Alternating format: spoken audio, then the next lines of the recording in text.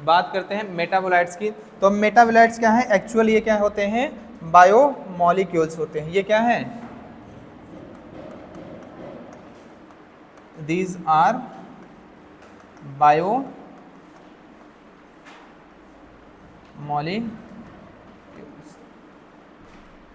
ये क्या होते हैं? These are biomolecules. ऑर्गेनिक होते हैं कि इनऑर्गेनिक? ये क्या होंगे? ऑर्गेनिक जो बायोमॉलिक्यूल्स हैं वो क्या होते हैं? ये किस नेचर के होते हैं? ऑर्गेनिक नेचर के होते हैं। ठीक है। अब हम मेटाबोलाइट्स को दो भागों में कैटेगराइज करते हैं। कितने भागों में? दो भागों में कैटेगराइज करते हैं। वो बायोमॉलिक्यूल्स जिनका क्या होता है, हमारी या सेल्स में क्या होता है, जो फिजियोलॉजिकल प्रोसेसेस होते हैं उनमें इन्वॉल्वमेंट अगर है तो उस टाइप के मेटाबोलाइट्स को हम लोग क्या बोलेंगे? Primary metabolites. यानी कि अगर कोई बायोमॉलिक्यूल्स डायरेक्ट वो पार्टिसिपेट कर रहा है किसमें? फिजियोलॉजिकल प्रोसेस में। और वो फिजियोलॉजिकल प्रोसेस आपके कुछ भी हो सकते हैं, जैसे डाइजेशन हो सकता है, रेस्पायरेशन हो सकता है, आपका क्या हो सकता है, मेटाबॉलिज्म हो सकता है, रिप्रोडक्शन हो सकता है, एट्सेट्रा। इन सभी फिजियोलॉजिकल प्रोसेस में अगर इनका डायरेक्ट इन्वॉल्वमेंट है, ठीक है, तो उस टाइप के हम बायोमॉलिक्यूल्स को क्या बोलते हैं? प्राइमरी मेटाबोलाइट्स बोलते हैं। और ऐसे बायोमॉलिक्यूल्स जो डायरेक्ट इन्वॉल्वमेंट नहीं रखते हैं फिजियोलॉजिकल प्रोसेसेस में, डाइजेशन में, मेटाबॉलिज्म में, रेस्पायरेशन में, रिप्रोडक्शन में आदि में, उन टाइप के बायोमॉलिक्यूल्स को हम क्या बोलते हैं? Secondary metabolites. और ये क्या होते हैं? जनरली ये क्या होते हैं? प्राइमरी मेटाबोलाइट्स के क्या होते हैं? बाई प्रोडक्ट या बेस्ड जो प्रोडक्ट होते हैं वो होते हैं आपके क्या? Secondary metabolites. ठीक है। तो हम इस आधार पे बायोमॉलिक्यूल्स के, ये एक्चुअल में क्या है आपके? क्या है? बायोमॉलिक्यूल जो कि ऑर्गेनिक नेचर के होते हैं और इनको दो भागों में बांटा गया है on the basis of involvement in physiological process. तो पहला क्या है आपका? पहला जो है वो क्या है आपका? ए आपका क्या है? Primary metabolites. क्या है? Primary metabolites.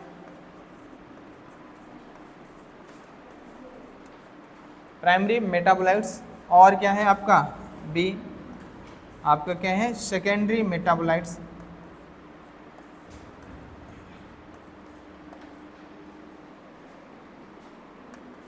सेकेंडरी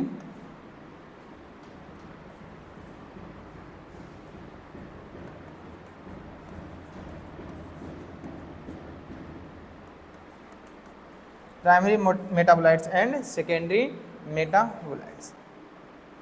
अब इनके बारे में हम एक एक पॉइंट करके लिखेंगे। प्राइमरी मेटाबोलाइट्स के नीचे, देन सेकेंडरी मेटाबोलाइट्स के नीचे। समझ आएगी नहीं? ये क्या होता है? इनका क्या होता है? डायरेक्ट इन्वॉल्वमेंट होता है। क्या होता है? Direct involvement. Direct involvement in physiological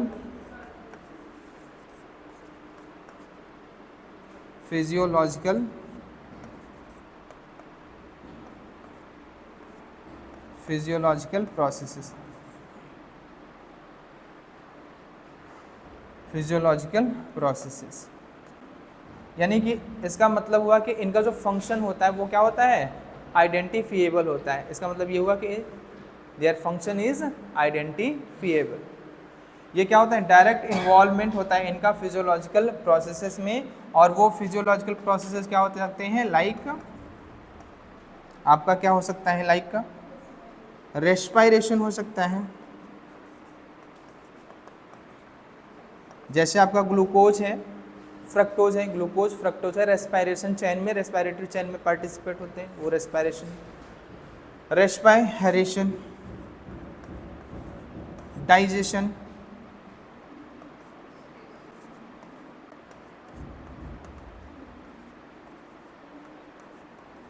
जैसे एंजाइम्स में, ठीक है, एंजाइम्स का रोल होता है कि नहीं डाइजेशन में? एंजाइम्स का रोल तो रेस्पायरेशन में भी होता है। ये सभी क्या होते हैं? आपके प्राइमरी मेटाबोलाइट्स होते हैं। डाइजेशन आपका क्या हुआ? आपका रेस्पिरेशन, डाइजेशन, और हो सकते हैं आपके और फिजियोलॉजिकल प्रोसेस, मेटाबॉलिज्म,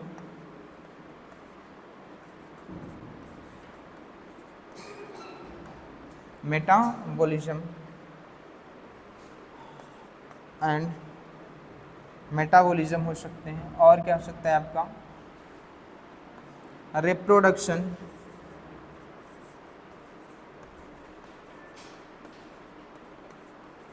एटसेट्रा। ठीक है, आदि फिजियोलॉजिकल प्रोसेसेस में क्या करते हैं, ये पार्टिसिपेट करते हैं, यानी कि इनका डायरेक्ट इन्वॉल्वमेंट होता है। यानी कि लिख सकते हैं कि इनका फंक्शन क्या होता है, इसका मतलब ये हुआ कि इनका फंक्शन क्या होता है, देयर फंक्शन, यानी कि इनका फंक्शन हम क्या कर सकते हैं, आइडेंटिफाई, बता सकते हैं कि इनका फंक्शन क्या है। Their function is identifiable, their function is identifiable.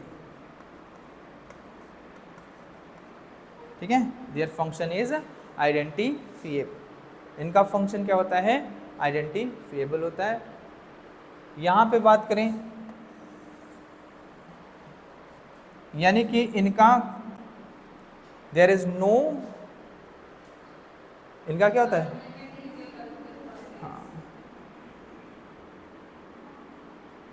They are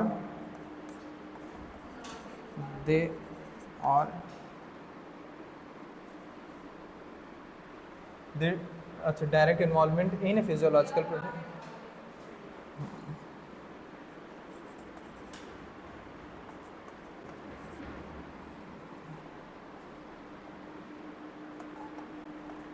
These are not involved in physiological functions.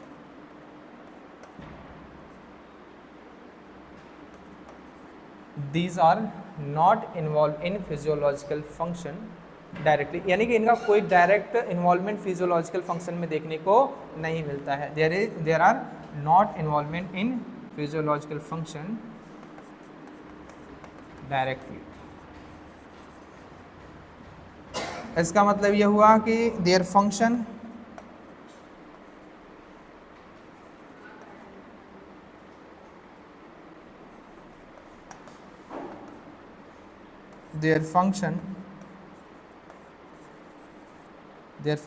are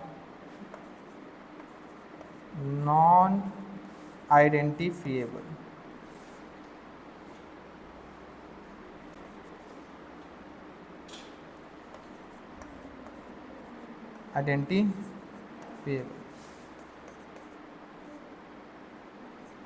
इनका फंक्शन क्या होता है, आइडेंटिफिएबल नहीं। ठीक है, अगला पॉइंट इसमें अगर हम बात करें तो तीसरा जो थर्ड पॉइंट है, ये क्या होते हैं, आपके जो प्राइमरी मेटाबोलाइट्स होते हैं प्रेजेंट होते हैं in all type of cells, present in all type of cell, they are present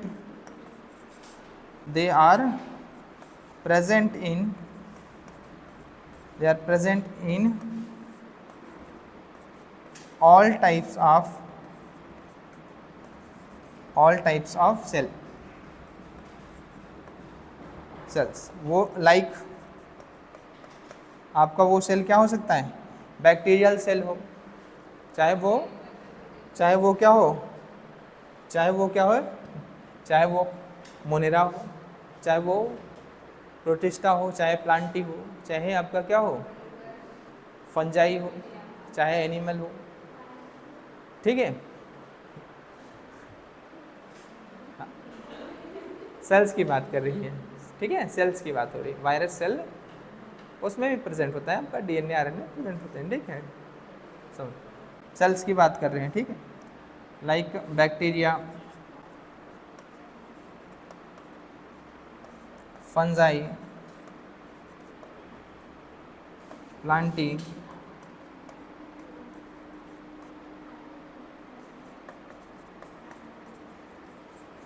animalia etcetera. समझ में आएगी ना? इन सभी में क्या देखने को मिलेगा आपका, क्या होगा, प्राइमरी मेटाबोलाइट्स। देखो अगर सभी में पाया जा रहा है, अगर सभी में पाया जा रहा है विदाउट एक्सेप्शन, तो वो क्या होगा, यूनिवर्सल होगा कि नहीं, वो चीज़ यूनिवर्सल होगी कि नहीं। यानी कि primary metabolites are universal in nature, वो क्या होते हैं, यूनिवर्सल होते हैं। समझ में आएगी नहीं, they are universal in nature. लिख सकते हो कि नहीं बताओ, दे are universal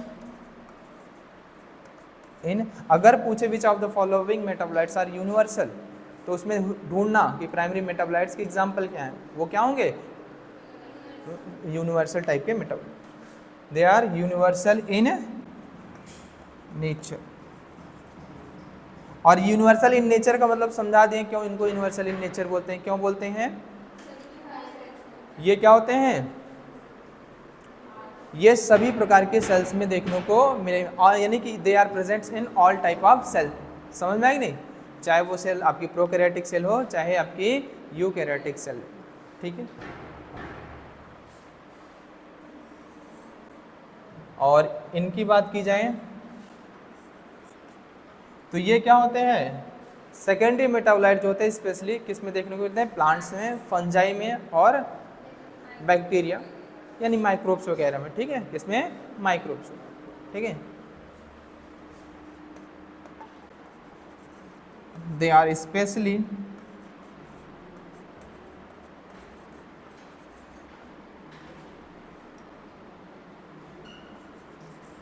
found in plant, किसमें, प्लांट, आपका क्या हो सकता है, फंजाई, फंजाई आपका क्या हो सकता है, बैक्टीरिया, एटसेट्रा। यानी कि secondary metabolites do not occurred in animals. तो यहाँ पे लिखना, कोष्टक में लिख लेना, they do not found in any, इक्का दुक्का हो सकते हैं तो हो सकते हैं, लेकिन they do not found in animals, they do not found in animal cells. ये एनिमल सेल में, तो सभी सेल्स में देखने को में ये नॉन यूनिवर्सल होते हैं, क्या होते हैं, नॉन यूनिवर्सल इन नेचर, क्या होते हैं, नॉन यूनिवर्सल टाइप के होते हैं।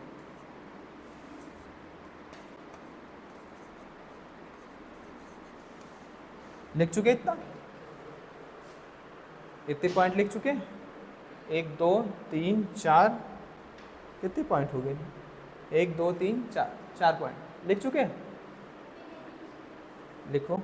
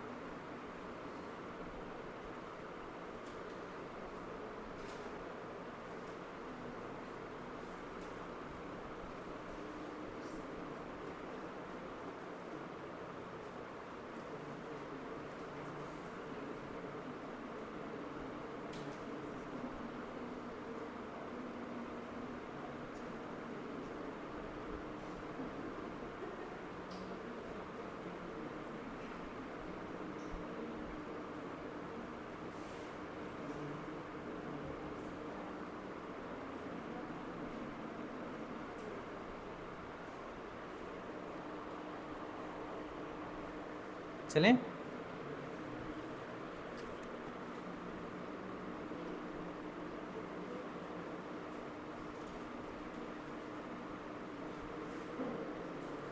बोलो, हो गया।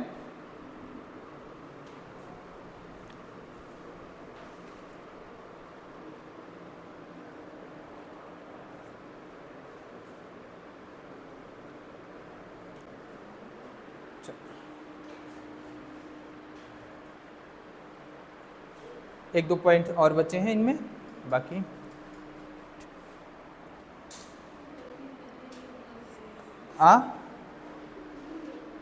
क्या कह रही है? हमको भी लगता है बहुत, लेकिन क्या करें, सो नहीं सकते ना। तो अगर हम बात करें, ये इसेंशियल होते हैं फॉर सर्वाइवल, यानी कि प्राइमरी मेटाबोलाइट्स आवश्यक होते हैं सर्वाइवल के लिए। समझ में आएगी नहीं? ये सर्वाइवल के लिए क्या होते हैं? आवश्यक होते हैं, इनका होना मस्ट है। समझ में आएगी नहीं? तो they are essential for survival.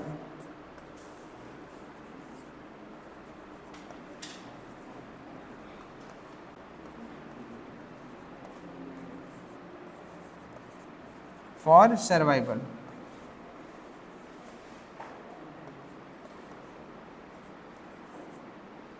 They are essential for survival. और इसेंशियल होते हैं सर्वाइवल के लिए, क्यों? क्योंकि ये रिलेटेड होते हैं, संबंधित होते हैं किससे? ग्रोथ से। हमारे यानी कि सेल्स के ग्रोथ से क्या होते हैं? ये रिलेटेड होते हैं, संबंधित होते हैं, इसलिए ये क्या होते हैं? सर्वाइवल के लिए क्या होते हैं? आवश्यक होते हैं। समझ में आएगी नहीं? क्या होते हैं? इसेंशियल होते हैं। यूनिवर्सल होते हैं, ये तो आपको पहले ही लिखा दिया। ठीक, समझ में आएगी? और इनका बात किया जाए तो ये क्या होते हैं? नॉन इसेंशियल फॉर, यानी कि ये हो या ना हो कोई फर्क नहीं पड़ता सर्वाइबिलिटी पे। समझ में आया कि नहीं? Non essential for, essential for survival. अगर ये नॉन इसेंशियल है सर्वाइवल के लिए तो है क्यों? इनका इंपॉर्टेंस क्या है? इनका आपका इकोनॉमिकल इंपॉर्टेंस हो सकता है, इनसे आप क्या कमा सकते हैं? पैसे अर्न कर सकते हैं। साथ ही साथ इनका इकोलॉजिकल इंपॉर्टेंस होता है, यानी कि ये डिफेंस में पार्टिसिपेट करते हैं। ये क्यों कुछ क्या करेंगे? केमिकल्स या कुछ ऐसी ड्रग्स का फॉर्मेशन करेंगे जो क्या करते हैं? ये इन्वायरमेंट में इनको क्या करती है? प्रोटेक्ट रखती है दूसरे एनिमल्स वगैरह से। ठीक है, तो अपने डिफेंस में इस्तेमाल करते हैं ये चीज़ों को। ठीक है, नॉन इसेंशियल फॉर सर्वाइवल। तो है, इनका रोल क्या है? इनका रोल जो होता है वो क्या होता है? इकोनॉमिकल क्या हो सकता है इनका? इकोनॉमिकल क्या हो सकता है? इम्पॉर्टेंस हो सकता है। ठीक है, जैसे गम, रबर वगैरह निकाल के आप, ठीक है, और इकोनॉमिकल इम्पॉर्टेंस हो सकता है एंड इकोलॉजिकल,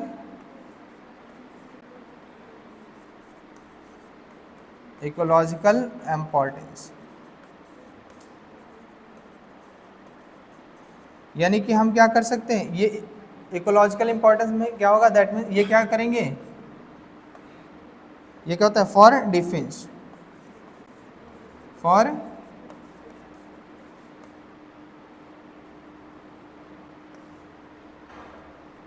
लाइक डिफेंस। ठीक है, डिफेंस। जब आप इकोलॉजी पढ़ेंगे ना, आप उसमें देखेंगे अलग अलग तरीके के प्लांट्स होते हैं, वो क्या करते हैं? अलग अलग तरीके के केमिकल।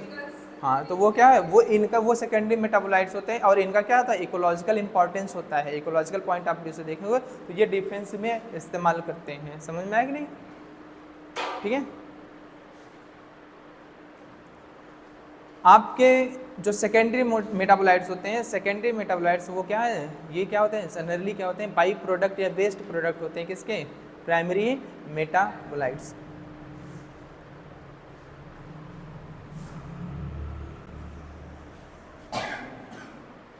तो अगला पॉइंट इसी में लिखना, these are by product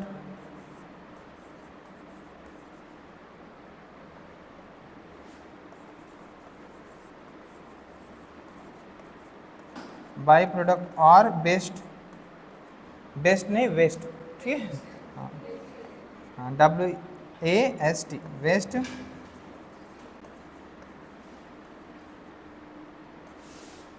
best product of primary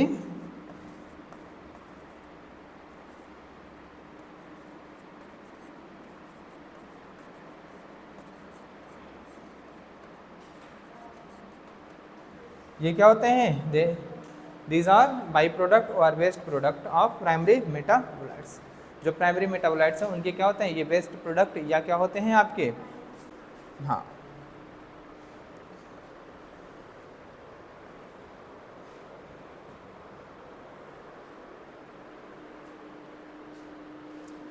ये ऑफ्टन मतलब प्रायः ये क्या होते हैं, दे आर स्पीसीज स्पेसिफिक होते हैं। क्या होते हैं, स्पीसीज स्पेसिफिक। समझ में आएंगे क्या होते हैं, ये पर्टिकुलर क्या होता है, स्पीसीज स्पेसिफिक होते हैं, ऑलवेज नहीं। समझ में आई नहीं, ऑप्ट मतलब प्रायः, हमेशा ही नहीं, ऑलवेज स्पेसिफिक नहीं होते हैं। तो लिखना they are, they often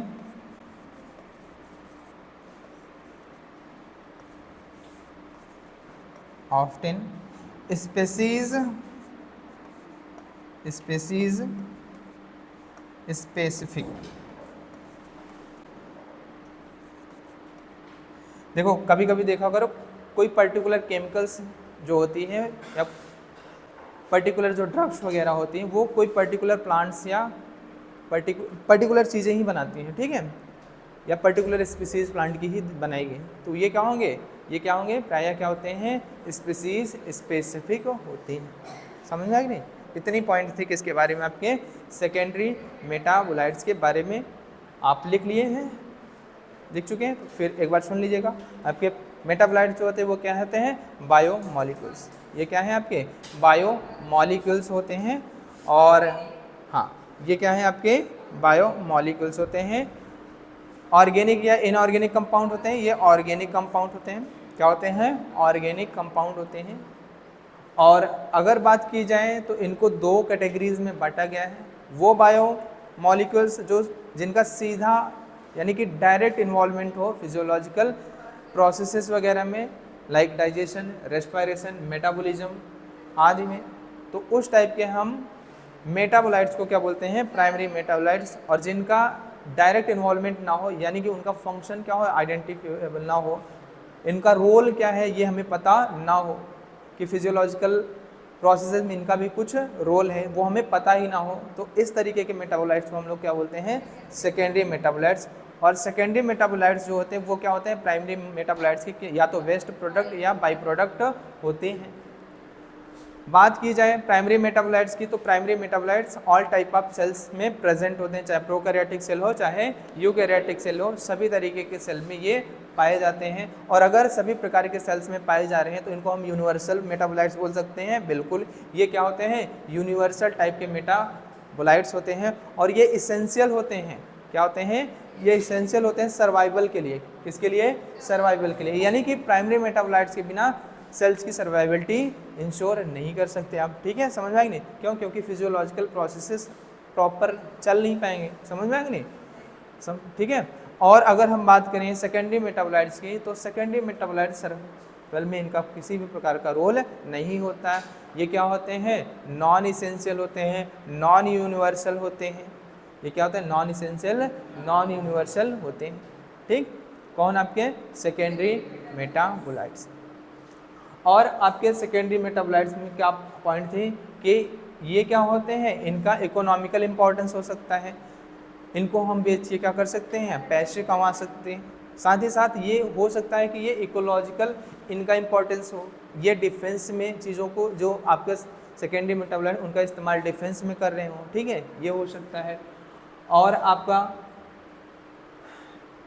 secondary metabolites के लिए पॉइंट याद रखिएगा कि ये सेकेंडरी मेटाबोलाइट्स को कौन कौन प्रोड्यूस करता है, तो एनिमल्स को छोड़ के प्लांट, फंजाई, बैक्टीरिया, ये सभी क्या करेंगे, सेकेंडरी मेटाबोलाइट्स प्रोड्यूस करते हैं। यानी कि इनमें सेकेंडरी मेटाबोलाइट्स देखने को मिलता है, ठीक है।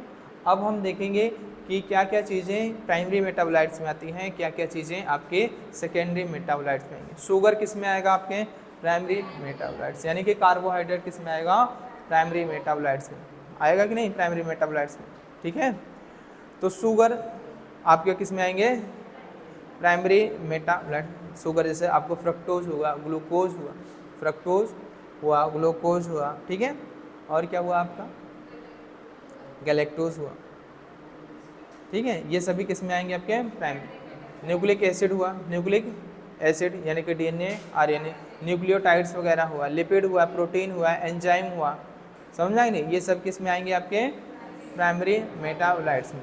तो एग्जाम्पल की बात करें जो जो प्राइमरी मेटाबोलाइट्स में आएंगे, प्राइमरी मेटाबोलाइट्स में क्या क्या चीज़ें आ सकती हैं, एग्जाम्पल ये याद रखिएगा, ये किस में लिखा रहे हैं, प्राइमरी मेटाबोलाइट्स में। किस में लिखा रहे हैं, प्राइमरी मेटाबोलाइट्स में। तो प्राइमरी मेटाबोलाइट्स में आपका क्या हो सकता है, शुगर हो सकता है, बिल्कुल शुगर, यानी कि आपका ग्लूकोज, ग्लूकोज हो सकता है, फ्रक्टोज, गैलेक्टोज एटसेट्रा, ये सभी क्या होंगे आपके प्राइमरी मेटाबोलाइट्स होंगे। लिपिड होगा कि नहीं, लिपिड होगा कि नहीं आपका प्राइमरी मेटाबोलाइट्स, लिपिड होगा। न्यूक्लियोटाइड्स होंगे कि नहीं, बताओ, न्यूक्लियोटाइड्स होंगे कि नहीं, अरे होंगे, न्यूक्लियोटाइड से ही तो डीएनए बन रहा है, न्यूक्लियोटाइड से ही तो डीएनए बन रहा है। न्यूक्लिक एसिड होंगे कि नहीं, होंगे भैया उनका, ठीक है, न्यूक्लिक एसिड, क्यों, न्यूक्लिक एसिड और डीएनए से एमआरएनए बनाया, एमआरएनए से प्रोटीन बन रहा है, ठीक। न्यूक्लिक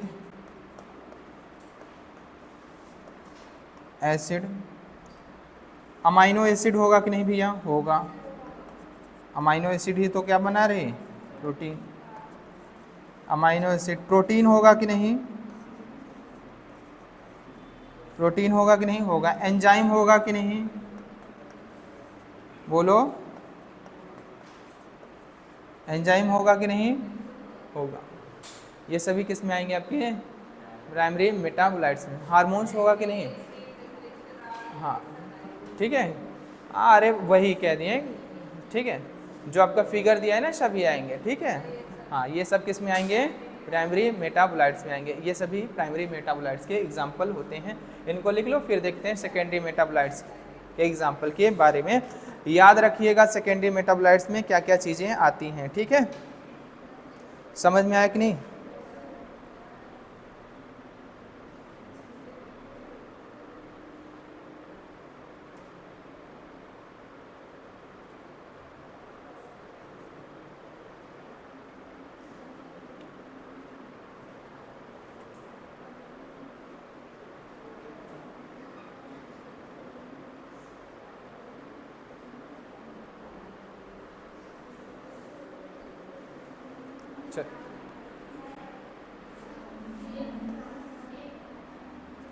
चलो अब इस तरफ हम बात कर लेते हैं किसके, ये लिख चुके हैं, हाँ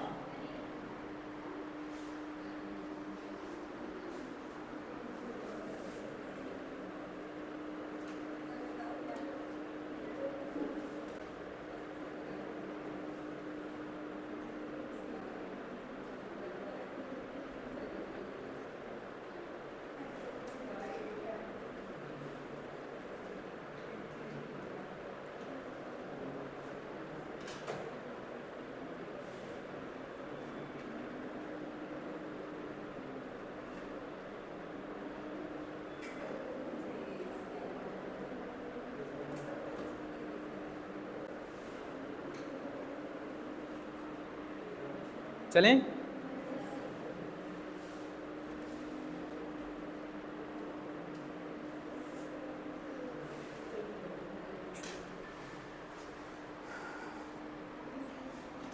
याद हो तो अच्छी बात है, ना हो तो याद कर लीजिएगा। कौन कौन से आपके,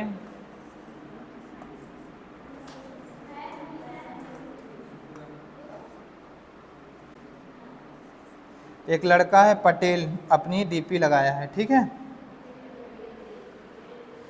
पिगमेंट क्या होगा,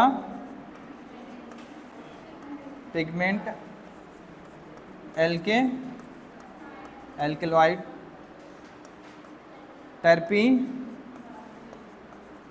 टर्पिनॉइड्स, एसेंशियल ऑयल, और क्या है आपका क्या है, लैक्टिन्स, लेक्टिन्स ड्रग्स और polymeric substance. Drugs, polymeric substance.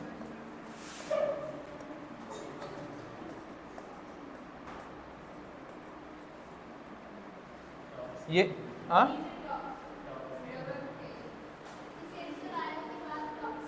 अच्छा,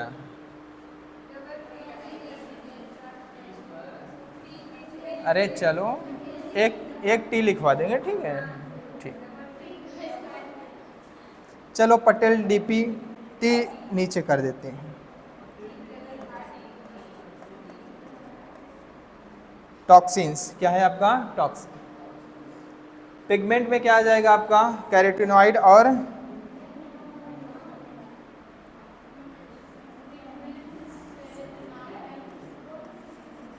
कैरोटीनॉइड और anthocyanin.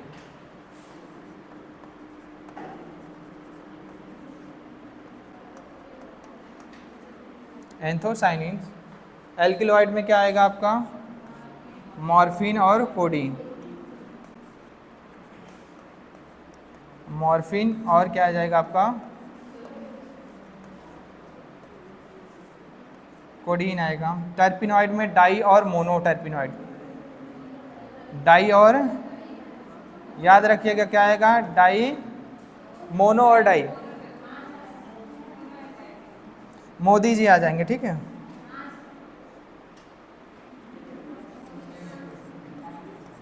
Mono and di terpenoids. Terpy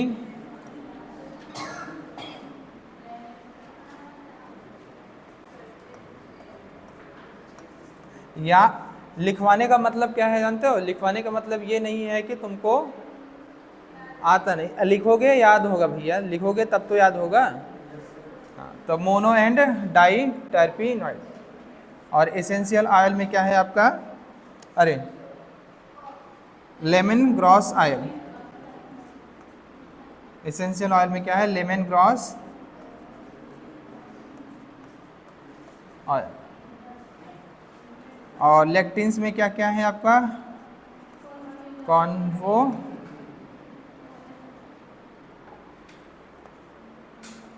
क्या नाम है यार बताओ? हाँ,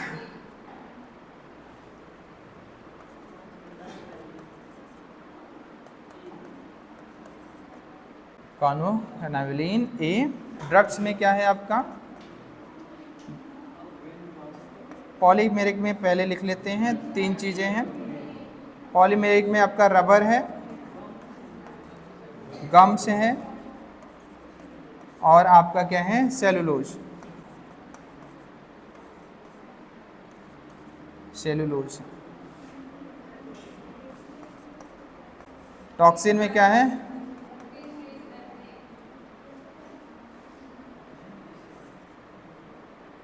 टॉक्सिन में क्या क्या है आपका?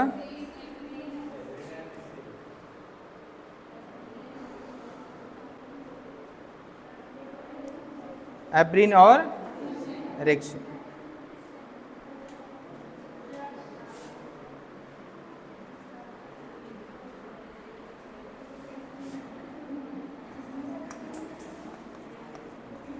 एक बार में याद नहीं होगा चीज़ें, ठीक है, एक बार में चीज़ें नहीं याद होती हैं, 2-4 याद हो जाए, 1-2 भूलोगे, बार बार प्रैक्टिस करना, याद हो जाएगा। एब्रिन और रेक्सिन।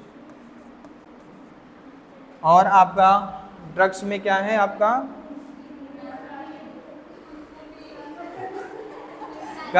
कर्क्यूमिन है और क्या है आपका? विनब्लास्टिन और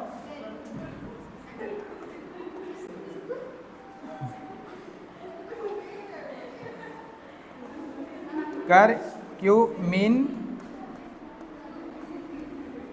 और विनब्लास्टिन है, विनब्लास्टिन ना भैया, नाम है याद रखना है। कॉन्वोकैनाविलीन ए। कॉन्वो कैनाविलीन ए है, बड़ा अजीब नाम है, थोड़ा सा भूल जाते हैं, ठीक है। पिगमेंट में, हाँ ठीक है, पिगमेंट में याद रखिएगा, पिगमेंट में कौन कौन सी चीज़ आएंगी आपकी, पिगमेंट में कैरोटिनॉइड आएगा, और क्या आएगा आपका एंथोसाइनिन आएगा, और आपका क्या है एल्कलॉइड में मॉर्फिन कोडीन आएगा, और आपका टर्पिनॉइड्स में मोनोटर्पिनॉइड्स और डाइटर्पिनॉइड्स आएंगे। एसेंशियल आयन में क्या आएगा लेमन, हाँ लेमन ग्रॉस आयल आएगा। लेक्टिन्स में क्या आएगा कॉन्वो कैनाविलेशन आएगा ए, और आपका ड्रग्स में करक्यूमिन और विनब्लास्टिन और करक्यूमिन वीसी, ठीक है वीडियो कॉल, ठीक है याद रखिएगा वीसी से क्या है विनब्लास्टिन और करक्यूमिन आपके किस में आएंगे ड्रग्स में आएंगे। आपका पॉलीमेरिक सब्सटेंसेस जो होती हैं वो 3 है, रबर है, गम्स है और सेलुलोज।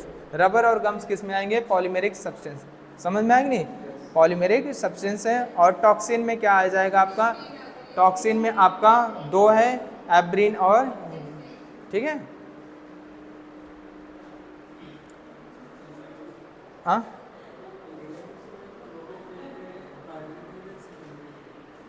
प्राइमरी देख लेना यार एनसीईआरटी में दो दिया, सारे सुन लो, सारे पिगमेंट आपके सेकेंडरी मेटाबोलाइट से नहीं होते हैं, वो आपका पार्टिसिपेट कर वो शायद प्राइमरी में होगा, ठीक है वो क्या होगा देख लेना, सारे नहीं होते हैं, सारे पिगमेंट आपके सेकेंडरी मेटाबोलाइट से नहीं होते हैं, समझ में आया कि नहीं, सभी के सभी आपके पिगमेंट सेकेंडरी मेटाबोलाइट से नहीं होते, कुछ प्राइमरी भी होते हैं, ठीक जो एनसीईआरटी में दिया उतना याद रखो, बाहर नहीं पूछेगा, ठीक है जो डाटा, ठीक हमको इतना ही नहीं याद हो रहा है, बहुत ज़्यादा ब्रॉड जानने की क्या ज़रूरत है, ठीक है समझा है कि नहीं। अब तुम कहो कि एनिमल किंगडम पढ़ो, उसमें एग्जाम्पल जितना दिया उतना ही याद कर लो, उससे ज़्यादा भी तो होंगे, तो कोई लिमिटेशन थोड़ी ना है किसी चीज़ की। हाँ नहीं, all pigments are not secondary metabolites, समझ में आए, some pigments are also primary metabolites, याद रखिएगा, ठीक है। चलो तो एक बार फिर से याद कर लेते हैं, एक बार फिर से रिवाइज कर लेते हैं। पिगमेंट में क्या आएगा आपका, बोलो कैरोटिनॉइड और आपका एंथोसाइनिन, एल्कलॉइड्स में मॉर्फिन और कोडीन, ठीक है, टर्पिनॉइड में मोनो और डाइटर्पिनॉइड, एसेंशियल ऑयल में lemon oil, lemon gross oil आएगा, ठीक है। आपका क्या बचा, आपका लेक्टिन्स में क्या आएगा कॉन्वो कैनाविलीन ए, कॉन्वो कैनाविलीन ए जो है वो क्या है आपका लेक्टिन्स है। और आपका क्या है ड्रग्स में क्या आ जाएंगी, 2 है विनब्लास्टिन है और रेसिन ना, विनब्लास्टिन और रेसिन जो है वो आपका है, अच्छा सॉरी करक्यूमिन और आपका विनब्लास्टिन जो है ड्रग्स में आएगा। और याद रखिएगा टॉक्सिन में 2 चीजें हैं, एब्रिन और रेसिन।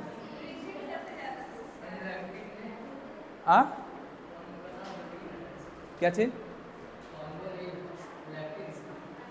क्या है ये अरे यार ए है यार, लो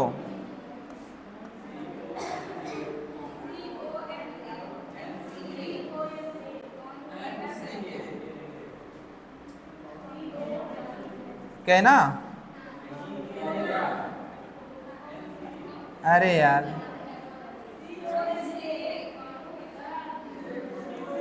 अब बस करो,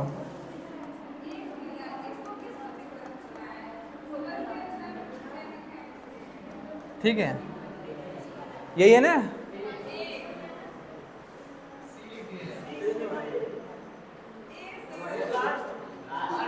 अरे यार सी, अच्छा ऐसे बताओ, यहाँ पे क्या गलती था, ये ओ था क्या,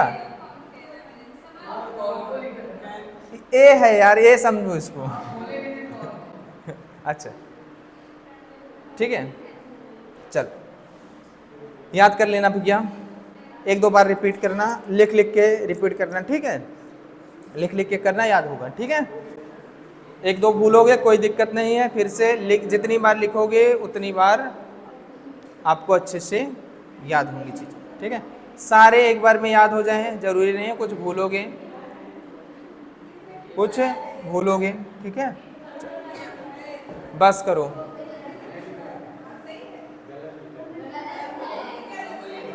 अरे यार, अरे यार चलो, कानवो कहना विलीन, अब तुम लोग लड़ जाओगे, ए और ओ के लिए तुम आपस में लड़ जा रहे हो।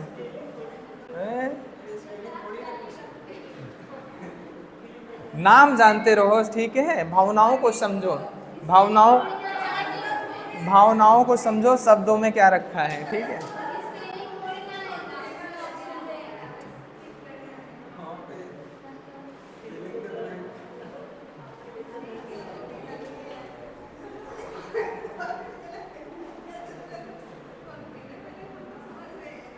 आज 13 तारीख है, 15 अगस्त को टेस्ट है। कुछ कुछ सुन लो, कुछ लोग आजाद भी रहने नहीं दे रहे हैं तुम लोगों को ना।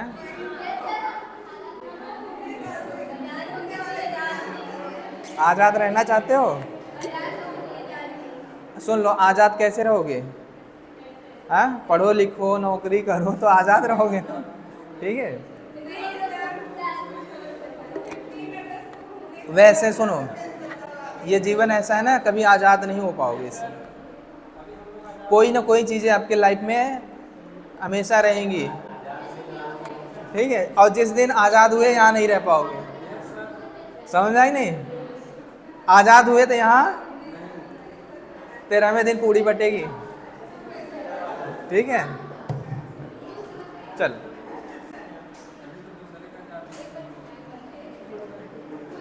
अब एनसीईआरटी खोल लो, एनसीईआरटी से चीजों को देख लो एक बार, ठीक है।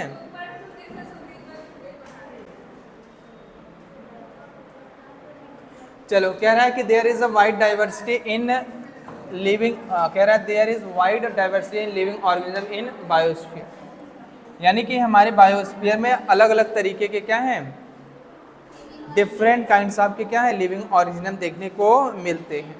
कह रहा है कि now a question is arises in our mind is, पूछ रहा है कि क्या सभी लिविंग ऑर्गेनिज्म जो होते हैं वो मेड ऑफ सेम केमिकल्स।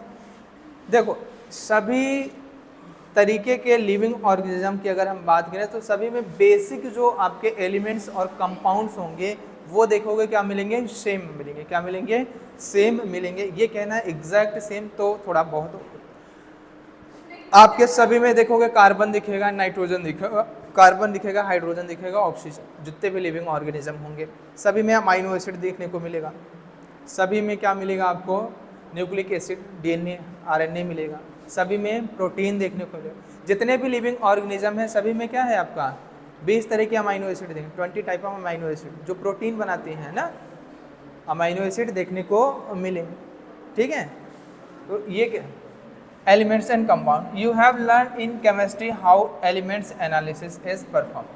आपको केमिस्ट्री में आपको पढ़ाया जाता है एलिमेंटल एनालिसिस, कैसे हम एलिमेंट को बताएंगे कि कौन कौन से एलिमेंट्स प्रेजेंट हैं, ठीक है। If we perform such an analysis on a plant tissue, यानी कि इस तरीके की एनालिसिस हम अगर प्लांट टिश्यू पे करें, एनिमल टिश्यू पे करें, या फिर जो माइक्रोबियल पेस्ट होते हैं, जो माइक्रोब्स होते हैं, छोटे छोटे माइक्रोब्स, उनको क्या करें, जो हमारी माइक्रोब्स का मतलब जिन्हें हम देख नहीं सकते, उनका पेस्ट बना लें, उन पे हम इस तरीके के एनालिसिस करें तो हमें पता चलता है कि आपको लिस्ट मिलता है किसका? कार्बन का। कार्बन क्या है? एलिमेंट। हाइड्रोजन, ऑक्सीजन और अन्य तरीके के हमें क्या मिलेंगे? एलिमेंट्स मिलते हैं। Their respective contents per unit mass of living tissue, यानी कि इनकी जो रिस्पेक्टिव कंसंट्रेशन या कंटेंट होते हैं पर मास, जो आपके क्या होते हैं? लिविंग टिश्यू होते हैं उनमें।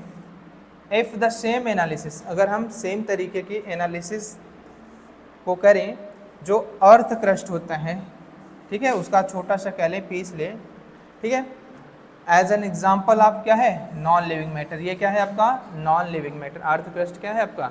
नॉन लिविंग मैटर है। मोबाइल ऐसे चलाओ ताकि हमको ना पता चले। We obtain a similar list, हमें नॉन लिविंग चीज़ों में भी सेम तरीके के लिस्ट मिलते हैं, यानी कि उनमें भी कार्बन, हाइड्रोजन, ऑक्सीजन, सेम तरीके के एलिमेंट्स दिखा। What are the difference between two list, इन दोनों लिस्टों में कुछ डिफरेंसेस होते हैं। तो अगर हम बात करें एब्सोल्यूट टर्म में, कोई एक्सेप्शन नहीं होता, नो एक्सेप्शन, यानी कि जो लिविंग से मिलता है, जो नॉन लिविंग, यानी कि दोनों लिस्ट क्या होते हैं, सेम तरीके के होंगे। नो सच डिफरेंस, ऐसा कोई भी डिफरेंस हमें देखने को नहीं मिलता। All elements present in sample of earth, जो अर्थ क्रस्ट में आपके एलिमेंट्स प्रेजेंट हैं, are also present in sample of living tissue. ठीक है, कुछ छोड़ के, जैसे आपका कहा था गोल्ड वगैरह अर्थ क्रस्ट में देखने को मिलेंगे, लेकिन लिविंग में नहीं देखने को। ठीक है, ये ओनली अगर वर्ड लगाए तो सही नहीं है, जनरल टर्म में क्या है ये सही। समझ में आएगा? कह रहे कि how you're a close exam, और अगर हम क्या करें,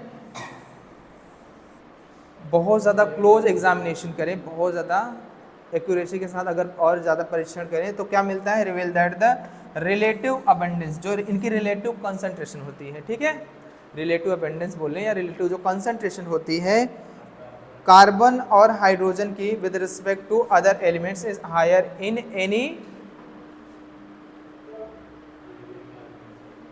any living organism then in earth crust, यानी कि लिविंग ऑर्गेनिज्म में जो कार्बन और हाइड्रोजन का क्या होता है, परसेंटेज कह सकते हो या अबंडेंस कह सकते हो, वो क्या होता है, ज़्यादा होता है नॉन लिविंग्स की तुलना में।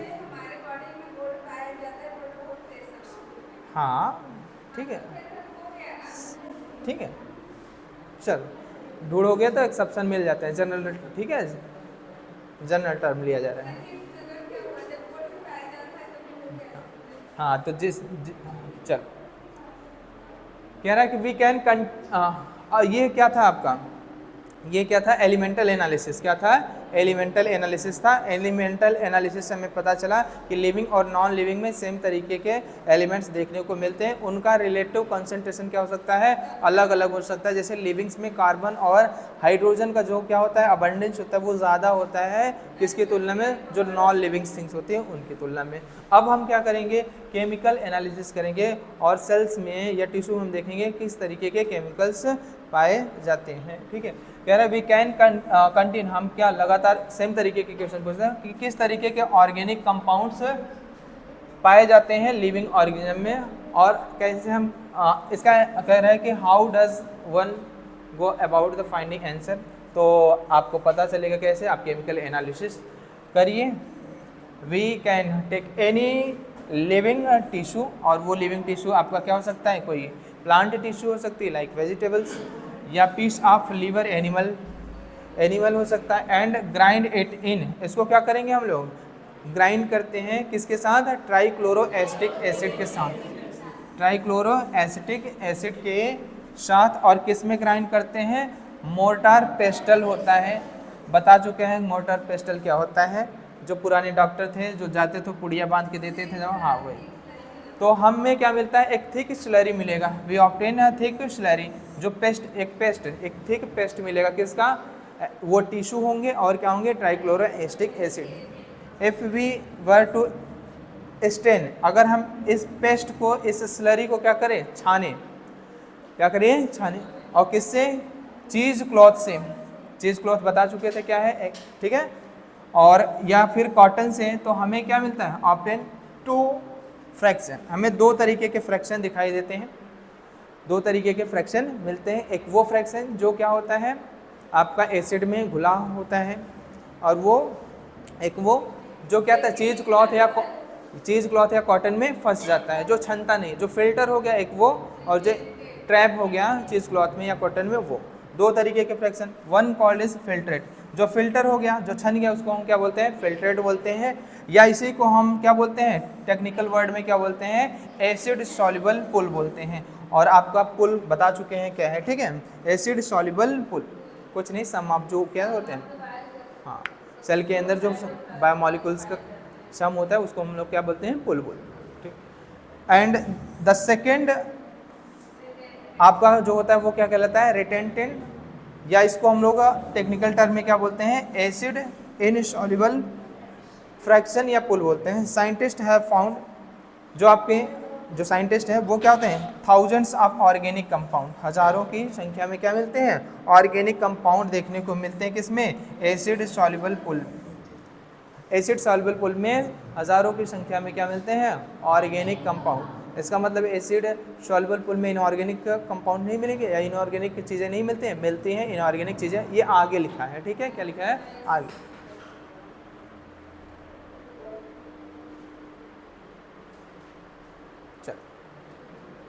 कह रहा है कि in higher classes you will learn about how analyse living tissue, वही है ना, उसके आगे का ही है ना, हाँ, एनालाइज लिविंग टिश्यू, हम सोचे दूसरा स्लाइड लगा के दिए क्या, analyse living tissue and identify a particular organic compound. यानी कि आप जैसे जैसे आगे की क्लासेस में जाओगे तो आपको बताया जाएगा किस तरीके से हम एनालाइज करेंगे और इनको सैंपल से किस तरीके से एक पर्टिकुलर कंपाउंड को अलग करेंगे, ठीक है।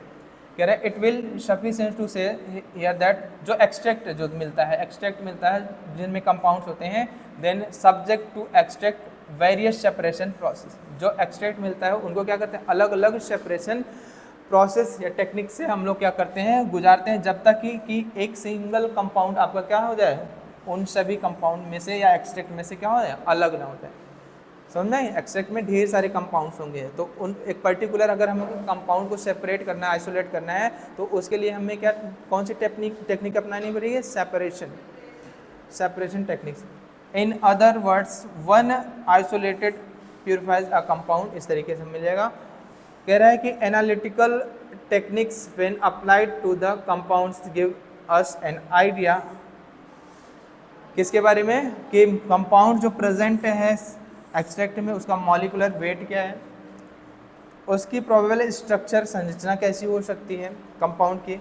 All carbon compounds that get from living cells, यानी सेल या टिश्यू, उन्हें हम क्या बोलते हैं, बायोमॉलिक्यूल्स, यानी कि वो सभी आपके कार्बन कंटेनिंग कंपाउंड जो सेल्स या टिश्यू से प्राप्त होते हैं उनको हम क्या बोलते हैं, बायोमॉलिक्यूल्स बोलते हैं। However living organism have also got inorganic elements, यानी कि क्या कह रहा है कि however living organism have also got inorganic elements, यानी कि इनऑर्गेनिक एलिमेंट्स भी और कंपाउंड्स में देखने को मिलते हैं, ठीक है। How do we know this, यानी कि अब हमें क्या पता करना है, इनऑर्गेनिक चीज़ों को, ऑर्गेनिक चीज़ें तो हम पता कर लिए, अगर इनऑर्गेनिक एलिमेंट्स और कंपाउंड को पता करना है तो किस तरीके से हम करें, तो इसके लिए क्या डिस्ट्रक्टिव मेथड होता है, क्या होता है,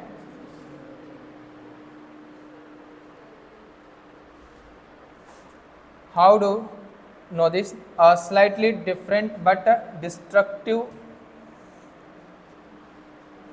experiment has to be done. One, wait a small amount of living tissue, say leaf or liver, this is called weight, यानी कि हम क्या कर सकते हैं, टिश्यू से मतलब लीफ से कोई टिश्यू ले लें, यानी कि फ्रेश वेट ले लें, या कोई आपका क्या है लीवर यानी कि एनिमल टिश्यू ले लें, और क्या करें उसको पहले हम क्या लेते हैं, फ्रेश वेट लेते हैं, यानी कि फ्रेश वेट का मतलब इसमें वाटर कंटेंट होगा, क्या होगा, वाटर कंटेंट है, फ्रेश वेट लेंगे, इसको हम लोग वेट भी बोलते हैं, ठीक है, फ्रेश वेट। और इसके बाद हम क्या करेंगे, ड्राई करेंगे, इसको क्या करेंगे, ड्राई या इवेपोरेशन करेंगे, यानी कि क्या करेंगे हम इससे क्या करेंगे, वाटर को क्या करेंगे, रिमूव करेंगे, यानी कि इवेपोरेशन कराएंगे। इवेपोरेशन अगर करेंगे तो क्या, जितने भी वाटर कंटेंट हैं वो क्या हो जाएंगे, इससे निकल जाएंगे, तो आपका क्या मिलेगा, ड्राई वेट मिलेगा, क्या मिलेगा, ड्राई वेट। और इस ड्राई वेट में क्या है, ऑर्गेनिक चीज़ें हैं, क्या है आपकी, ऑर्गेनिक चीज़ है, और क्या है, इनऑर्गेनिक। हमने ऑर्गेनिक चीज़ को पहले ही क्या किया है, एनालाइज कर लिया है, अब हमें इनऑर्गेनिक एलिमेंट्स और कंपाउंड के बारे में पता करना है। आपको पता है कि ऑर्गेनिक चीज़ें अगर ऑक्सीजन के प्रेजेंस में जला दो, ऑक्सीजन के प्रेजेंस में जला दो तो ऑक्सीडाइज हो जाती हैं, क्या हो जाती हैं, ऑक्सीडाइज। और कोई भी ऑर्गेनिक चीज़ जब ऑक्सीडाइज होगी तो जो कार्बन कंटेंट है वो CO2 के फॉर्म में चला जाता है और H2O के फॉर्म, CO2 मतलब यानी कि आपका ऑर्गेनिक कंपाउंड CO2 गैस के फॉर्म में और H2O वेपर के फॉर्म में क्या होगा, अलग हो जाएगा। तो बचा हुआ जो कंटेंट है वो क्या होता है आपका S यानी कि राख होता है।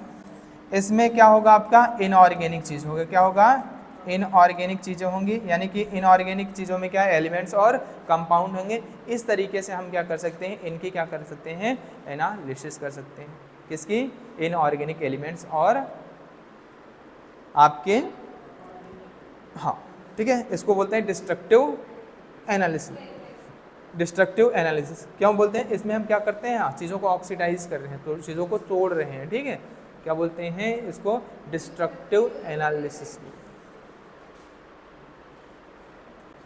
कह रहा है कि ऑल द वाटर, आगे यही बोल रहा है कि ऑल द वाटर, जब ड्राई करोगे, ड्राई करने से क्या होगा, हाँ एक बार एक चीज़ ये भी देख लेना, चार्ट देख लेना, जो आपके क्या है एलिमेंटल एनालिसिस करते हो, तो एलिमेंटल एनालिसिस से आपका क्या है, अर्थ क्रस्ट और ह्यूमन बॉडी में अलग अलग तरीके के जो एलिमेंट्स हैं, जैसे आपका हाइड्रोजन है, carbon, oxygen, nitrogen, sulphur, sodium, calcium, magnesium और सिलिकॉन।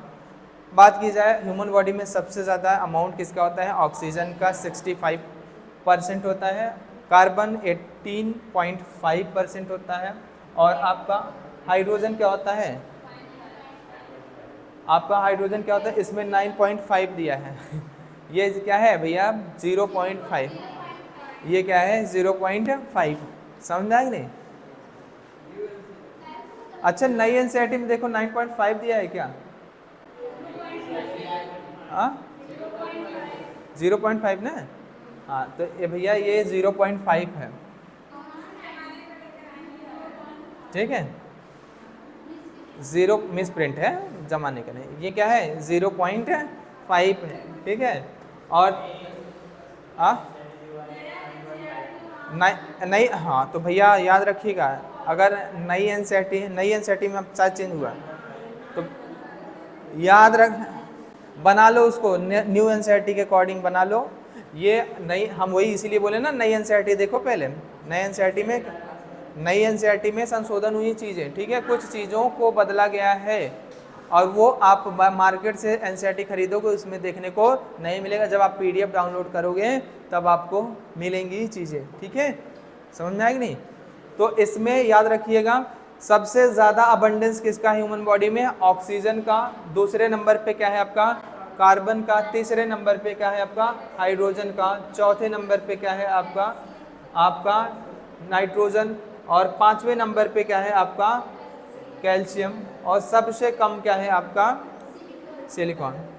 तो जो वो क्रम था ना, उस क्रम में से हाइड्रोजन को पहले कर देना, किससे, कैल्शियम से, कैल्शियम से क्या कर देना, तो हाँ नाइट्रोजन से क्या करना, पहले कर देना, ठीक है, समझ आएगी नहीं।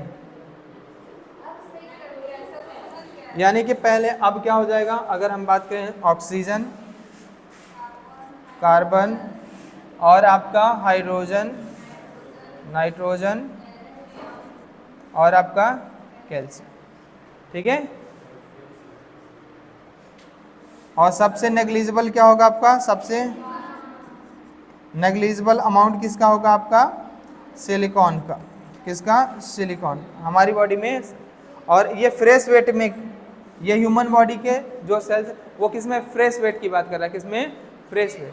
ड्राई वेट करोगे तो सबसे ज़्यादा क्या होगा आपका, ड्राई वेट में देखोगे तो कार्बन होगा, क्यों, जब ड्राई करोगे तो वाटर क्या होता है आपका, इवेपोरेट हो जाएगा, क्या हो जाएगा, इवेपोरेट। तो इवेपोरेट हो रहा है वाटर, तो उसके साथ ऑक्सीजन भी जा रहा है, क्या जा रहा है, ऑक्सीजन। तो सबसे हायर कंसंट्रेशन किसका होता है, ड्राई वेट, कार्बन का, ठीक है। चलो भैया संशोधन कर लेना पुराने वाले,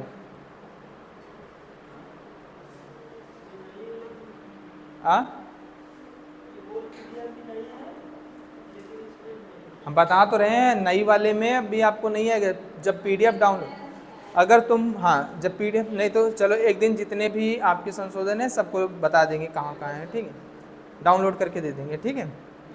हाँ जो आपका करेक्शन हुआ है, सुन लो, या तो आपको आपको अगर पढ़ना है, अगर आपको पढ़ना है ना तो संशोधन देखना है कहाँ कहाँ है, तो आप क्या कर सकते हो, आप डायरेक्ट जाके क्रोम पे सर्च कर लो पर्टिकुलर यूनिट को, ठीक है, वो आपको क्या हो गए, वो संशोधित जो एनसीईआरटी है वो आगे के डाउनलोड होके आएगी, ठीक, उसमें क्या है करेक्शन हो गया है, मार्केट से खरीदोगे उसमें करेक्शन नहीं हो, ठीक।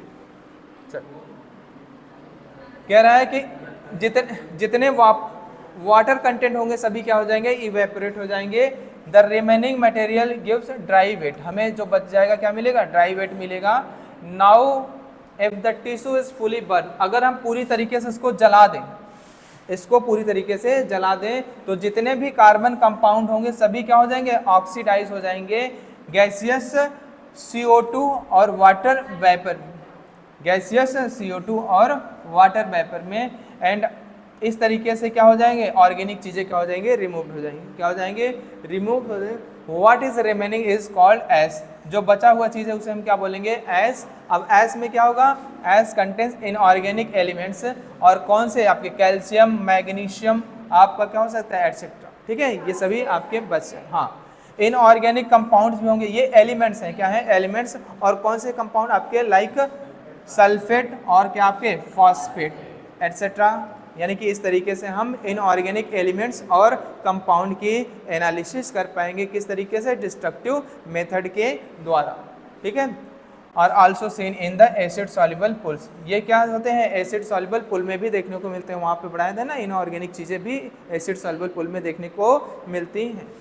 Therefore elements analysis gives element composition of living tissue in the form of hydrogen, यानी कि एलिमेंटल एनालिसिस से हमें क्या पता चलता है कि एलिमेंट का कंपोजिशन क्या है लिविंग टिश्यू में, in the form of hydrogen के रूप में, ऑक्सीजन, क्लोरीन, कार्बन और भी तरीके के एलिमेंट्स के फॉर्म में पता चल जाती हैं। वाइल एनालिसिस ऑफ कंपाउंड्स, यानी कि हम कंपाउंड के एनालिसिस क्या हमें आइडिया मिलता है कि किस तरीके के ऑर्गेनिक एंड इनऑर्गेनिक कंपाउंड या कंस्टिट्यूएंट क्या होते हैं, प्रेजेंट होते हैं लिविंग टिश्यू के अंदर। समझ में आएगी नहीं, एलिमेंटल एनालिसिस से किस टाइप के कौन कौन से एलिमेंट प्रेजेंट होंगे, ठीक है। केमिकल एनालिसिस से हम करेंगे तो केमिकल एनालिसिस से हमें पता चलेगा किस तरीके का ऑर्गेनिक, और क्या करते हैं हम डिस्ट्रक्टिव मेथड्स का इस्तेमाल करेंगे तो पता चलेगा किस तरीके के आपके इनऑर्गेनिक कंपाउंड्स देखने को मिलते हैं टिश्यू में। From a chemistry point of view one can identify functional group, यानी कि हम अगर केमिस्ट्री के दृष्टिकोण से देखें तो हम क्या कर सकते हैं, फंक्शनल ग्रुप को आइडेंटिफाई कर सकते हैं एज अ एल्डिहाइड, कीटोन, यानी कि जो ऑर्गेनिक कंपाउंड आपको मिले हैं उनमें हम क्या करें, फंक्शनल ग्रुप की टेस्टिंग करके बता सकते हैं एल्डिहाइड, कीटोन और एरोमेटिक कंपाउंड्स क्या हैं, प्रेजेंट हैं एटसेट्रा। बट अगर हम बात करें बायोलॉजिकल पॉइंट ऑफ व्यू से बात करें तो we shall classify them into, हम ऑर्गेनिक कंपाउंड के किस में, अमाइनो एसिड के रूप में, न्यूक्लियोटाइड्स बेसिस के रूप में, फैटी एसिड एटसेट्रा के रूप में इनको क्लासीफाई करते हैं। क्या क्या आपके अमाइनो एसिड और क्या है आपका न्यूक्लियोटाइड्स बेसिस, अलग अलग तरीके की क्या होंगे, न्यूक्लियोटाइड बेसिस होंगे, फैटी एसिड्स वगैरह, ठीक है। अब इसमें देख लो क्या कर रहा है, a list of representative inorganic constituent of living, sodium मिलेगा, पोटेशियम, कैल्शियम, मैग्नीशियम, वाटर मिलेगा। कंपाउंड्स में अगर हम बात करें तो क्या होगा, याद रखने का, पूछे which of following inorganic compounds present in cell cell tissue, NaCl, KCl भी हो सकता है आपका, KCl आपका क्या हो सकता है, कैल्शियम कार्बोनेट, फॉस्फेट, सल्फेट, ठीक, ये सारी।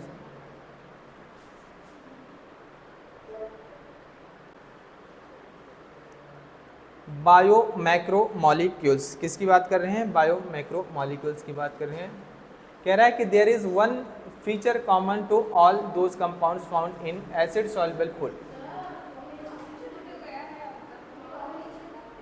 और पीछे क्या है,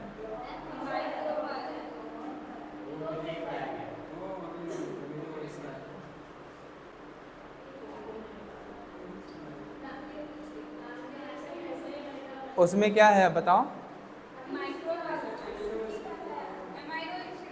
अमाइनो एसिड अभी कहाँ पढ़ा है, अभी अमाइनो एसिड कहाँ पढ़ा है, अमाइनो एसिड हमने पढ़ा है, हम अमाइनो एसिड पढ़ा है, हाँ मैक्रोमॉलिक्यूल्स नहीं पढ़ा है? पढ़ा तो चुके हैं मैक्रोमॉलिक्यूल्स। अब क्या लोगे? मैक्रोमॉलिक्यूल बायोमॉलिक्यूल्स में मैक्रो और माइक्रोमॉलिक्यूल्स तो पढ़ा चुके हैं, ठीक है। उसमें क्या दिया है? अमाइनो एसिड पहले दिया है। अमाइनो एसिड को हम बाद में जब पढ़ाएंगे तब एनसीईआरटी से देखेंगे। वही कह रहे हैं यार, स्लाइड इसीलिए तो स्लाइड लगवाए हैं, ठीक है, इसीलिए काट पीट के स्लाइड लगवाए हैं, ठीक है। बायो मैक्रोमॉलिक्यूल्स कह रहा है there is one feature common to all those compounds found in acid soluble pool, they have molecular weight ranges of. जो एसिड सॉल्युबल पूल में जो क्या मिलते हैं आपके कंपाउंड्स मिलते हैं, उनका जो मॉलिक्यूलर वेट का रेंज होता है वो कितना होता है? 18 डाल्टन से लेके 800 डाल्टन तक का। यानी कि ये क्या होता है? आपके बायो माइक्रोमॉलिक्यूल्स होते हैं जिनका मॉलिक्यूलर वेट 1000 से क्या होता है? कम होता है, ठीक है, अप्रॉक्सीमेटली, ठीक है। कह रहा है द एसिड इनसॉल्युबल फ्रैक्शन, जो एसिड इनसॉल्युबल फ्रैक्शन होता है has only 4 type of organic compound. उसमें 4 तरीके के ऑर्गेनिक कंपाउंड्स देखने को मिलते हैं। क्या? प्रोटीन, और क्या? न्यूक्लिक एसिड, पॉलीसैकेराइड, और क्या होता है आपका? लिपिड। क्या होता है? लिपिड। अच्छा बताओ, पॉलीसैकेराइड में सुक्रोज होगा कि नहीं? सुक्रोज होगा कि नहीं? अरे डाइसैकेराइड है। हाँ, ये क्या है? हमने बताया था मोनोमेरिक चीज़ें क्या होती है? प्रेजेंट होती हैं acid soluble pool, acid soluble pool. यानी कि आपका चाहे डाइसैकेराइड हो चाहे ट्राइसैकेराइड हो, ये पॉलीमेरिक हो गया ना? क्या हो गया? पॉलीमेरिक, ठीक है। दीज क्लासेस ऑफ कंपाउंड, यानी कि ये 4 तरीके के कंपाउंड हैं, जानिए, विथ एक्सेप्शन, और एक्सेप्शन क्या है? लिपिड।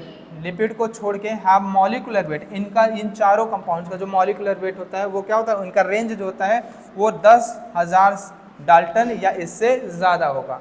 हमने लिखाया था जो मैक्रोमॉलिक्यूल्स होते हैं उनके मॉलिक्यूलर वेट का जो रेंज होता है इक्वल और ग्रेटर देन 1000 डाल्टन। यानी कि मॉलिक्यूलर वेट क्या होगा?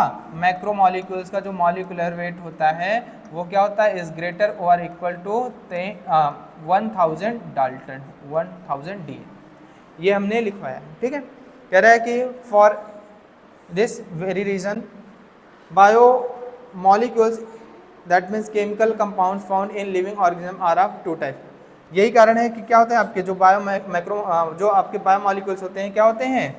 वो लिविंग ऑर्गेनिज्म जो देखने को मिलते हैं वो क्या होते हैं? 2 तरीके के होते हैं। One those which have a molecular weight less than 1000, वो बायोमॉलिक्यूल्स जिनका मॉलिक्यूलर वेट आपका क्या होता है? 1000 से कम होता है, and usually refer to as a micromolecules और सिंपली बायोमॉलिक्यूल्स विच, यार हमको ही नहीं दिखाई दे रहा है, तुमको भी नहीं दिखाई दे रहा है, हमको चीज़ें कम दिखाई दे रही हैं स्लाइड पे, लाइट से हो सकता है। हाँ, तो सिंपल से सुन लो। कह रहा है कि those which have a molecular weight less than 1000 dalton are usually refer to as a micromolecules और सिंपल बायोमॉलिक्यूल्स होता है, जबकि those which are found in acid insoluble fraction, acid insoluble fraction are called the macromolecules और bio macromolecules. Simple सी बात, जिनका molecular weight 1000 Dalton से कम वो आपके माइक्रो, जिनका 1000 से ज़्यादा वो क्या होंगे? मैक्रोमॉलिक्यूल्स। याद रखिएगा सभी एसिड इनसॉल्युबल्स आपके जो 4 तरीके के कंपाउंड हो वो मैक्रोमॉलिक्यूल्स नहीं है, उनमें एक एक्सेप्शन है, लिपिड को छोड़ के, लिपिड को छोड़ के बाकी क्या हैं आपके? ठीक है, मैक्रोमॉलिक्यूल्स, ठीक है। कह रहा है the molecules in the insoluble fraction, कह रहा है कि the molecules in the insoluble fraction with exception, exception क्या? लिपिड, कई बार बता चुका है, आर पॉलीमेरिक सब्सटेंस। यानी कि आपके पॉलीसैकेराइड भी क्या है? पॉलीमेरिक है। पॉलीसैकेराइड भी क्या है आपके? पॉलीमेरिक है। और न्यूक्लिक एसिड भी क्या है आपका? पॉलीमेरिक है। और क्या था आपका? 4 चीज़ें थी, लिपिड था, पॉलीसैकेराइड था, न्यूक्लिक एसिड था, प्रोटीन। प्रोटीन भी क्या है आपका? पॉलीमेरिक है। लेकिन आपका लिपिड पॉलीमेरिक नहीं है, लिपिड आपका पॉलीमेरिक नहीं है। जो ये पाया जाता है एसिड इनसॉल्युबल में, लेकिन ये पॉलीमेरिक नहीं है। अगर बात करें एसिड इनसॉल्युबल में जो चीज़ें पाई जाती हैं वो कौन सी चीज़ें होती हैं, पॉलीमेरिक चीज़ें, except lipid. Then why do lipids whose molecular weights do not exceed 800 dalton, यानी कि लिपिड का जो मॉलिकुलर वेट होता है वो 800 डाल्टन से ज़्यादा नहीं होता, इससे क्या होता है, कम ही होता है। एसिड इनसॉल्युबल फ्रैक्शन में क्यों आता है, इसका ये रीजन होता है मैक्रोमोलिकुलर, यानी कि macromolecular fraction. Lipids are indeed small molecules. अगर वास्तव में बात की जाए तो लिपिड मॉलिक्यूल क्या होता है, छोटा सा क्या होता है आपका, lipid are indeed small molecule, छोटे मॉलिकुलर वेट का कंपाउंड होता है। And are present not only as such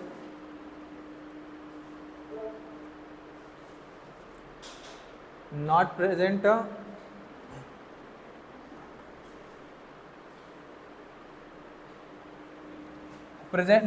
only as such but also arranged into a structure like cells, membrane and other membrane। सुनो, जो आपका लिपिड मॉलिक्यूल्स होता है वो छोटा होता है, क्या होता है, छोटा स्ट्रक्चर होता है जिसका मॉलिकुलर वेट 800 डाल्टन से क्या होता है, कम होता है।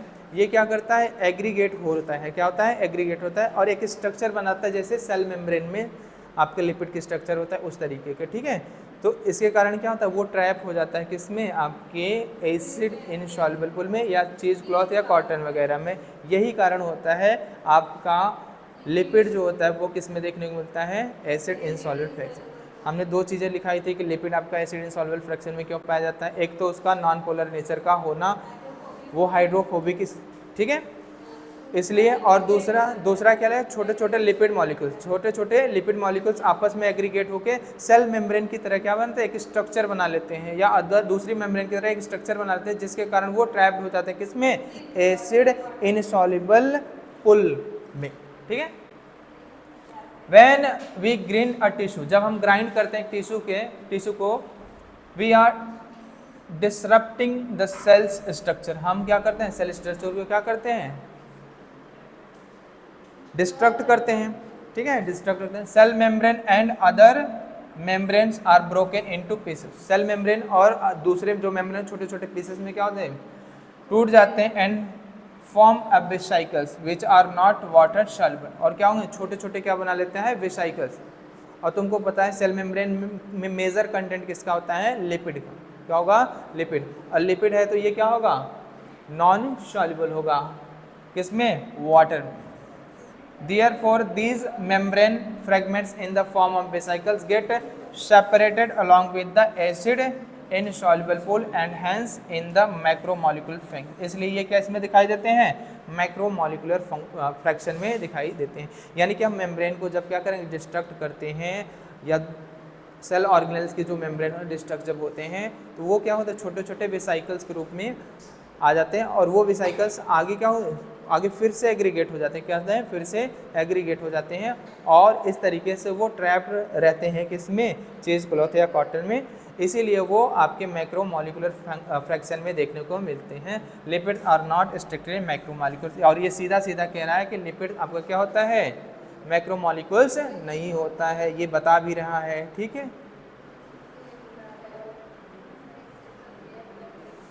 क्या कह रहा है कि the acid soluble pool represent रफली the cytoplasmic, acid soluble pool में रफली अगर हम बात करें, मोटा माटी बात करें, ठीक है, मोटी मोटी बातें करें तो आपके एसिड सॉल्युबल पूल में कौन सी कंटेंट आते हैं या कौन सी चीज़ आते हैं, जो साइटोप्लाज्मिक कंटेंट होता है वो आता है। केवल साइटोप्लाज्मिक कंटेंट कहना नहीं, ज़्यादातर या रफली अगर हम बात करें, ऐसे मोटा बात कर रहे हैं तो ये साइटोप्लाज्मिक कंटेंट आता है। जबकि अगर हम बात करें मैक्रोमोलिक्यूल्स जो होते हैं फ्रॉम साइटोप्लाज्म के भी होंगे, ऑर्गेनेल्स में होंगे और क्या होंगे, सेल मेम्ब्रेन और सेल वॉल की भी चीज़ें होती हैं, ठीक है। Acid insoluble fraction together they represent the entire chemical compounds of living tissue और ऑर्गेनिज्म, यानी कि एसिड यानी कि आपके माइक्रोमोलिक्यूल्स और मैक्रोमोलिक्यूल एक साथ मिलके क्या होते हैं, ये क्या रिप्रेजेंट करते हैं, एंटायर जो केमिकल क्या होता है, कंपोजिशन होता है लिविंग टिश्यू में या ऑर्गेनिज्म, जिनको हम लोग क्या बोलते हैं, biomolecules. In summary, if we represent the chemical composition of living tissue from abundance point, ठीक है, point of view and arrange them class wise we observe, हमें पता चलता है कि वाटर क्या है, सबसे ज़्यादा देखने को मिलता है इन लिविंग ऑर्गेनिज्म में। और आपका सेलुलर कंपोजिशन दिया भी है, सेलुलर कंपोजिशन आपका दिया भी है। टाइम हो गया क्या? मनीष सर तभी कॉल करने लगे। वाटर कितना है? 70 से 90%। प्रोटीन कितना है? 10 से 15। कार्बोहाइड्रेट 3%। आपका न्यूक्लिक एसिड क्या है आपका? 5 से 7%। लिपिड 2%। और आपका आयंस जो है वो क्या है? 1%। अगर कभी इस चार्ट से असेंडिंग और डिसेंडिंग का ऑर्डर आ जाए तो आप कर लेना, ठीक है? समझ में आए नहीं? कैसे करोगे? पहले पे क्या है? सबसे वाटर है H2O, उसके बाद क्या है आपका? प्रोटीन है, उसके बाद क्या है आपका? न्यूक्लिक एसिड है, उसके बाद क्या है आपका? आपका कार्बोहाइड्रेट है, ठीक है, कार्बोहाइड्रेट है, उसके बाद आपका क्या है? आपका लिपिड है, और सबसे कम क्या है? आयंस, ठीक है? वो पूछने को इसी चार्ट से अलग अलग तरीके के क्वेश्चन पूछ सकता है कि आपसे पूछेगा एवरेज जो कंपोजिशन सेल का होता है, ठीक है, उनमें जो आपके क्या हैं कंस्टिट्यूएंट्स हैं उनका असेंडिंग ऑर्डर या डिसेंडिंग ऑर्डर क्या होगा। समझ आए नहीं? 4-5 दे दिया, ऐसे हैं, आप अरेंज करिए इनको असेंडिंग और डिसेंडिंग ऑर्डर में। तो आपके लिए ऐसे तो आपके लिए ठीक है, अब आपके लिए क्या हो, थोड़ा सा टफ हो जाएगा, ठीक है? चीज़ें वो बायो से कहाँ से बनाएगा चीज़ें? ऐसे उल्टा सीधा करके चीज़ें बनाएगा, दिमाग के साथ खेलेगा, चीज़ों के साथ खेलेगा, और कैसे बनाएगा बताओ? इसी में से ना टफ करेगा। जैसे आपको बताया हमने, जो वहाँ पे क्या था आपका, आपके क्या थे आपके एसिड सॉल्युबल पूल में क्या क्या चीज़ें आती हैं, एसिड इनसॉल्युबल में क्या चीज़ें, कुछ चीज़ें हमने पढ़ा दी। अभी आप पढ़ोगे अमाइनो एसिड के बारे में, पढ़े पर्टिकुलर वो अमाइनो एसिड का नाम लिख के दे दिया, पर्टिकुलर वो अमाइनो एसिड का, या पर्टिकुलर लिपिड का नाम लिख के दे दिया। अब आपसे पूछ रहा है कि ऐसे लिस्ट दे दिया, ढेर सारी लिस्ट है, 7-8 लिस्ट है, उसमें बता दिया प्राइमरी एसिड सॉल्युबल पूल के कंटेंट को बताइए और एसिड इनसॉल्युबल पूल के कंटेंट को बताइए। तो आपके लिए अब चीज़ें क्या हो जाएंगी, थोड़ी सी टफ हो जाएंगी। आप सब जानते हैं कि इसमें कौन चीज़ें आएंगी, इसमें कौन, सारा चीज़ें बाकायदा जानते हो। अब लेकिन आपके लिए आपको पता क्या होनी चाहिए, डिटेल चीज़ें पता होनी चाहिए। अब क्या होनी, आपको डिटेल चीज़ें पता होंगी तभी आप बता पाओगे। ऐसे ही टफ करेगा, और कैसे, और कैसे करेगा टफ? वो कहीं से अलग दुनिया से कोई क्वेश्चन लाएगा क्या, कि उसकी दुनिया में कोई अलग एनसीईआरटी चलती है? कह रहे हैं कि the most exciting aspect of chemistry deal with the isolating thousands of compound small and big from the living organism determine there structure and possible synthesising them. कह रहा है कि मोस्ट आपके क्या रहा है एक्साइटिंग जो एस्पेक्ट है केमिस्ट्री का डील विद आइसोलेटिंग, हम क्या करें थाउजेंड्स ऑफ जो कंपाउंड्स आइसोलेट करें इस छोटे और बड़े फ्रॉम लिविंग ऑर्गेनिज्म, हम डिटरमाइन देयर स्ट्रक्चर उनकी क्या करें संरचना डिटरमाइन कर सकते हैं, और साथ ही साथ क्या कर सकते हैं पॉसिबल अगर है तो उनको हम क्या कर सकते हैं सिंथेसाइज, उनकी सिंथेसिस भी कर सकते हैं। If one were to make a list biomolecule such a list would have thousands of organic compound including amino acid, और क्या आएंगे आपके amino acid, sugar etcetera for reason that are given in section we can, देखो 9.1 जो पीछे का section है देखोगे, ठीक है, we can call this biomolecules as a metabolites, हम इनको क्या बोल सकते हैं मेटाबोलाइट्स। जो 9.1 फिगर ये क्या है आपके मेटाबोलाइट्स हैं। In animal tissue one notice the presence of all such categories of compounds in figure 9.1 this are primary metabolites. 9.1 का फिगर देखो, उसमें क्या है प्रोटीन है, ठीक है, सॉरी अमाइनो एसिड है, फैटी एसिड फैट वगैरह हैं, ठीक है, आपका क्या है न्यूक्लियोटाइड्स वगैरह हैं, ठीक है, अलग अलग तरीके का अमाइनो एसिड है, ठीक है, और आपके न्यूक्लियोटाइड्स हैं, लिपिड्स वगैरह दिया, ग्लिसरॉल वगैरह दिया, ये सभी क्या हैं आपके प्राइमरी मेटाबोलाइट्स हैं। ये क्या है आपके प्राइमरी मेटाबोलाइट्स। 9.1 फिगर देख लेना, ठीक है। व्हेन वन एनालाइज प्लांट, जब हम क्या करते हैं एनालाइज करते हैं प्लांट को, फंगल को, माइक्रोबियल सेल को, one would see thousands of compounds other than these primary metabolites, यानी कि प्राइमरी मेटाबोलाइट्स के अलावा हमें क्या होता है हज़ारों की संख्या में क्या होते हैं कंपाउंड्स देखने को मिलते हैं। जैसे आपके क्या हो सकते हैं एल्केलॉइड, फ्लेविनॉइड, कौन कौन से ये सेकेंडरी मेटाबोलाइट्स हैं, तो क्या है आपके सेकेंडरी एल्केलॉइड आपका सेकेंडरी, फ्लेविनॉइड्स, रबर, एसेंशियल ऑयल और एंटीबायोटिक्स। एंटीबायोटिक्स भी क्या है आपका सेकेंडरी मेटाबोलाइट्स बैक्टीरिया वगैरह में देखने को मिलते हैं। बैक्टीरिया में देखने को कौन, फंगस वगैरह, फंगस ना, अरे फंगस, पेनिसिलिन क्या है, फंजाई है, एंटी पेनिसिलिन। कलर्ड पिगमेंट क्या होते हैं, जो कलर्ड पिगमेंट है वो भी क्या है आपके सेकेंडरी, सेंट्स हैं वो हैं आपके सेकेंडरी, गम्स, स्पाइसेस। याद रखिएगा आपके इसमें कौन कौन सी चीज़ें मिल जाएंगी, आपका कलर्ड पिगमेंट मिल जाएगा, आपका एल्किलॉइड मिल जाएगा, रबर मिल जाएगा, एसेंशियल ऑयल मिल जाएगा। यानी कि इस लिस्ट में आपका क्या नहीं दिया है, एंटीबायोटिक्स नहीं दिया है, फ्लेविनॉइड और आपका क्या है सेंट और स्पाइसेस, ये सभी क्या है आपके सेकेंडरी मेटाबोलाइट। इनको भी याद रखिएगा क्या है, ये सेकेंडरी मेटाबोलाइट्स हैं। अगर लिस्ट आए आपको छांटना हो कि कौन से सेकेंडरी मेटाबोलाइट्स हैं, तो इनको भी पता होना चाहिए। आप इसको देख के केवल मत चले जाना, इनको भी देख लेना, ठीक है। ये क्या है आपके सेकेंडरी मेटाबोलाइट्स होते हैं। जब प्राइमरी जो मेटाबोलाइट्स होते हैं, ये इनका क्या होता है, फंक्शन क्या होता है, आइडेंटिफिएबल होता है, और ये क्या करते हैं, प्ले नोन रोल। इनका क्या होता है, एक नोन रोल होता है। नॉर्मल जो फिजियोलॉजिकल प्रोसेस होते हैं, चाहे रेस्पिरेशन हो, चाहे डाइजेशन, चाहे जो, we do not at the moment understand the role of function of all the secondary metabolites. यानी कि हम सभी जो सेकेंडरी मेटाबोलाइट्स उनके फंक्शन क्या हैं, नोन नहीं होते हैं इन होस्ट ऑर्गेनिज्म में। However many of them are, इनमें से ज़्यादातर जो होते हैं क्या होते हैं, यूजफुल होते हैं, किसके लिए, ह्यूमन वेलफेयर के लिए। जैसे हम अपने लिए रबर का, ड्रग्स का, स्पाइसेस का, सेंट का एंड पिगमेंट्स का इस्तेमाल कर सकते हैं, ठीक है। Some secondary metabolites have ecological importance, कुछ सेकेंडरी मेटाबोलाइट्स का इकोलॉजिकल इंपॉर्टेंस होता है। In the later chapter and years you will learn more about this, यानी कि इकोलॉजी में जाके आप पढ़ोगे इकोलॉजिकल इंपॉर्टेंस क्या होता है सेकेंडरी मेटाबोलाइट्स का, ठीक है। बोलो हाँ, लिस्ट देख लो।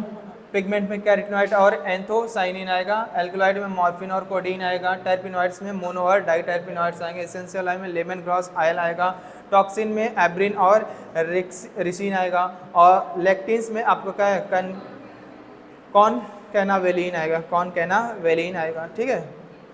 कॉनकैनावेलिन आपका किस में आएगा, ए आपका लेक्टिन। ड्रग्स में आपका क्या, विनब्लास्टिन और करक्यूमिन, विनब्लास्टिन और करक्यूमिन आपके ड्रग्स वगैरह में आ जाएंगे। पॉलीमेरिक सब्सटेंस में आपका rubber, gums, cellulose, rubber, gums, cellulose.